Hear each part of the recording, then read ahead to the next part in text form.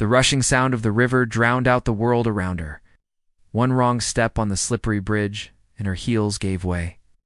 Her scream pierced the air as she clutched at nothing but wind. For a second she was sure she'd fall into the raging waters below, until a strong hand grabbed her wrist, pulling her back to safety. She collapsed onto the cold wooden planks, her heart hammering in her chest, while the man who saved her stood panting, his clothes worn, his eyes tired but steady. "Careful," he muttered, brushing his palms against his jeans. "You could have been gone in seconds." She looked at him, stunned. This wasn't some polished rescuer or a well-dressed passerby. He looked exhausted, his jacket frayed at the edges, his shoes muddy. But his grip had been firm, his presence unshakable. What she didn't know yet was that he wasn't just any stranger. He was a struggling single father, holding his world together with trembling hands and a heart that refused to give up. The meeting of two worlds. Her name was Alina Shah. To the world, she was a powerful CEO, confident, untouchable, and one of the youngest women to build her own company. But at that moment, she wasn't a CEO. She was a woman shaken by fear, staring at the man who saved her life. His name was Imran, a widowed father of a 6-year-old daughter named Zoya. Life hadn't been kind to him. After his wife's passing, debts mounted. He worked odd jobs, barely earning enough to keep a roof over their heads. But no matter how little he had, he never let his daughter go hungry. "Thank you," Alina whispered, catching her breath. Imran nodded, already turning to leave. He didn't ask for her name, her background, or even a word of gratitude. To him, helping someone in danger was just instinct. But something in his quiet strength struck her. She stopped him. "Wait, please. Can I at least do something to thank you?" He gave a tired smile. "No need. Just be careful next time." And then he walked away, leaving her staring after him. Fate brings them back together. Days passed, but Alina couldn't shake off the memory of the man who had saved her.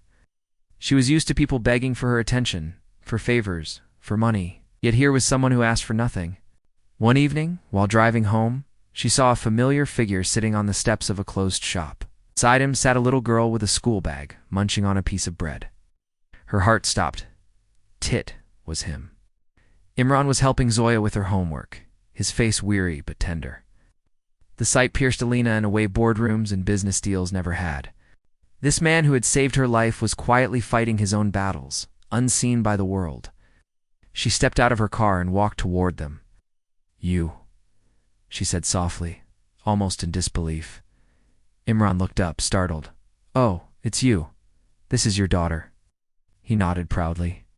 "Yes, Zoya." The little girl looked up with bright eyes.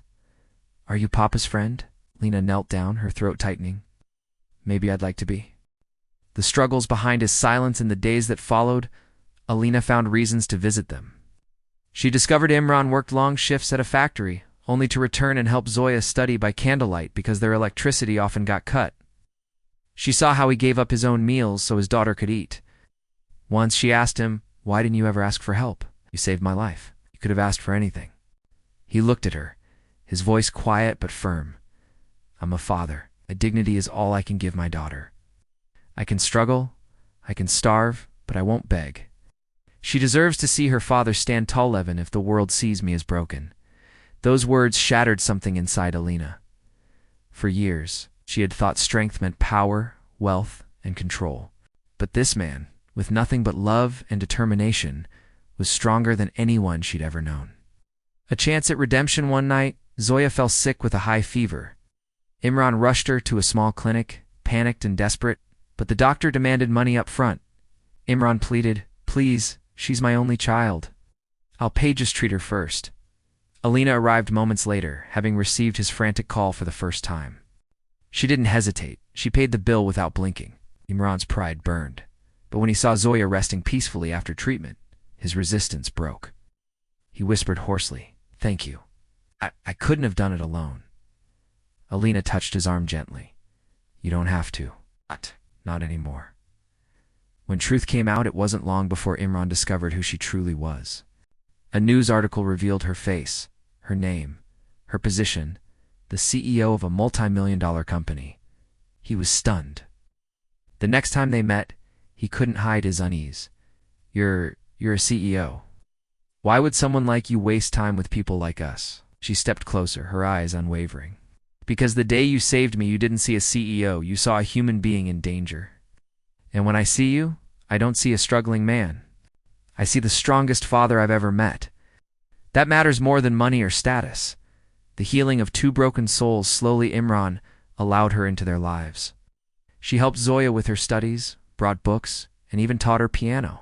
Imran resisted at first, fearing pity, but soon he realized Alina wasn't offering charity, she was offering companionship. In her presence, his burdens felt lighter. In his presence, she felt seen not as a CEO, but as a woman with a heart that longed for connection. Zoya was the bridge between them, often tugging at Alina's hand and whispering, "Papa smiles more when you're around," the inspiring ending months later. At the same riverside bridge, where their worlds first collided, Alina stood with Imran and Zoya. The river still rushed below, wild and unforgiving. But now it felt symbolic, not of danger, but of the trials they had crossed together. Alina turned to Imran, her eyes glistening. "That day you saved my life. But in truth, you saved more than that. Reminded me what life, love, and family mean." Imran's voice trembled as he answered, "And you reminded me I didn't have to fight alone anymore." Zoya squeezed both their hands. "So, does this mean I get a mommy now?" The silence broke into laughter, tears mixing with joy. And in that moment, by the rushing river, three souls who had once been broken found a home in each other. Message: true strength isn't measured by wealth or status, it's measured by love, sacrifice, and the courage to hold on, even when the world tries to let you go. Sometimes the ones who save us are the very people who need saving too.